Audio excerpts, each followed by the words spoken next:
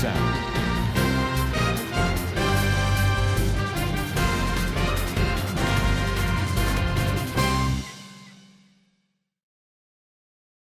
الرحمن الرحيم ولا الضالين اهدنا الصراط المستقيم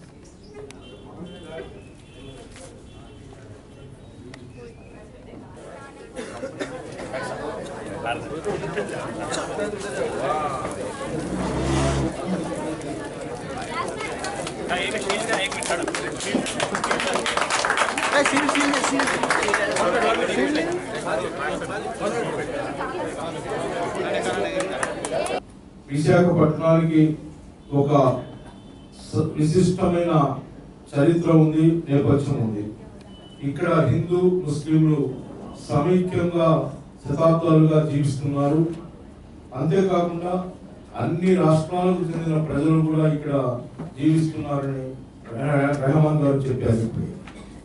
ఇటువంటి పట్టణానికి మొట్టమొదటిసారిగా వచ్చిన తర్వాత ఇంత ఆదరణ పూర్వకంగా స్వాగతం పలికి మీ అందరితో కలిసే అవకాశం కల్పించిన మిత్రులు తమ్ముడు సాదిక్ గారికి నేను శుభాకాంక్షలు ధన్యవాదాలు చేస్తున్నాను.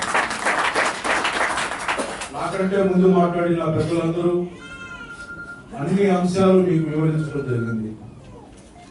మైనారిటీ వర్గాల సమస్యలు, వారు ఎదుర్కొంటున్నటువంటి సమస్యల విషయంలో వాటి పరిష్కార మార్గాలు, ప్రభుత్వం నుంచి చేయవలసిన పథకాల రూపకల్పన కూడా చెప్పడం జరిగింది. వాస్తవానికి భారతదేశానికి స్వాతంత్రం వచ్చి 70 సంవత్సరాలు అయిన తర్వాత కూడా ఒక ప్రధానమైన సామాజిక వర్గం వెనుకబడి ఉంది ఇంకా అంటే అది మనందరి పాలకులు, నాయకులు తలదించుకోవాల్సిన విషయం. ఎందుకంటే భారతదేశంలో మైనారిటీల స్థితిగతులపై గతంలో నియమించిన అనేక కమిషన్లు, సచార్ కమిషన్ కానీ, జస్టిస్ రాజేంద్ర సచార్ కమిషన్ కానీ, ఇంకా అనేక కమిషన్లు మైనారిటీల స్థితిగతుల మీద పూర్తిగా నివేదికలు కూడా ఇవ్వడం జరిగింది. ఆర్థికంగా, సామాజికంగా ఈ దేశంలో దళితుల కంటే మైనారిటీలు వెనుకబడి ఉన్నారనే వాస్తవం కూడా చెప్పడం జరిగింది.